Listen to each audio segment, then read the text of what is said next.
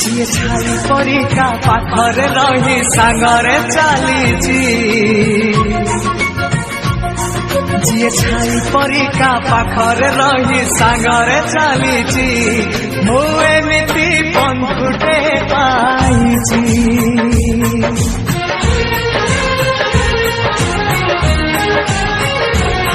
जी छाई परिका पाखरे रही सांगरे चलीची